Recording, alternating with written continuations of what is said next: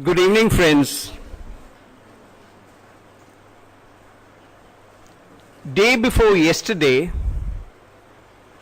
the Vice Chancellor of the Global University of Terrorism, Mr. Nawaz Sharif, addressed the United Nations. He is traveling abroad to recruit mercenaries for his faculty and funding for his project. The global community is fully sensitized on his activities. I have nothing to add because globally they have recognized the reality that the Pak establishment is indulging in. It is to be registered that today the Bharatiya Janata Party is holding its executive meeting in Kozhikode. We must remember that one of the stalwarts of security matters who spoke on a record time in the United Nations was Mr. Krishna Menon, known for his policies on diplomacy. It is from that land that the Bharatiya Janata Party is going to revisit its internal security program. The Indian National Congress today salutes the sacrifice of 17 brave soldiers who were martyred in the cowardly Uri attack in Jammu and Kashmir. This is an attack on our national conscience, and the perpetrators should be brought to book at the earliest. Prior to 2014 elections, Sri Narendra Modi ji consistently counseled Congress government to stop writing love letters to Pakistan. Modi ji used the often quoted rhetoric of 56 inches chest as also bringing 10 heads back in exchange of one, besides asking government to answer Pakistan in the language they understood. Since becoming Prime Minister, Shri Narendra Modi has indulged in sari, shawl and biryani diplomacy to impromptu visit to Pakistan to attend a wedding celebration and birthday parties along with Shri Nawaz Sharif. We are putting this background to you so that you understand the whole issue on a broad canvas. Modi government's Pakistan policy is based on wholesale confusion rather than pragmatic decisive cohesion. Net effect has been that a renegade nation like Pakistan that protects global terror, which stood isolated amongst international community on account of sustained policy of Congress-led UPA government, is attempting to reproject itself as a player for regional stability in Southeast Asia.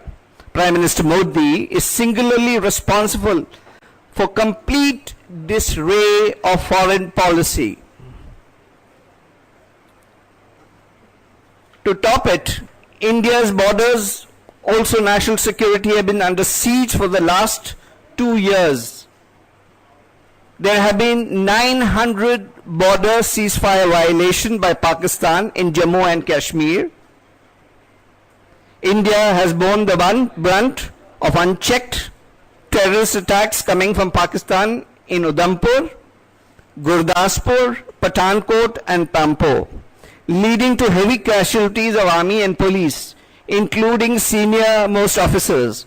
Despite grave provocation and loss of nearly dozen soldiers in the terrorist attack in Pathankot Air Base, Modi government invited a Pakistani investigation team to Pathankot, headed by the dreaded ISI, Not only did the Pakistan brashly refuse a bilateral visit by the Indian investigating team, it has shockingly accused India of engineering Pathankot air base attack and killing of its soldiers. I must also add, the National Investigation Agency subsequently gave a clean chit to the Pakistani government. I do hope they don't repeat that in the case of the current attack. Modi government appears to have learnt no lesson, which finally resulted in the cowardly Uri attack, leading to martyrdom of 17, I correct myself, to 18 today, soldiers, and grievous injuries to about 28 army men.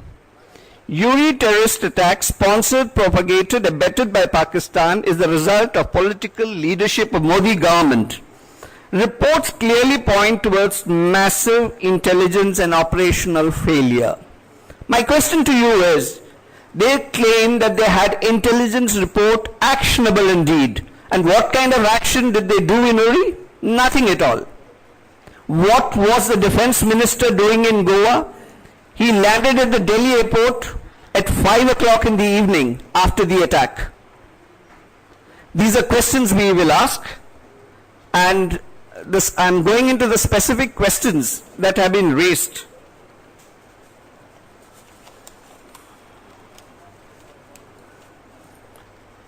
In the last 25 months, this is a question to the Kozhikode meet of the Bharatiya Janata Party.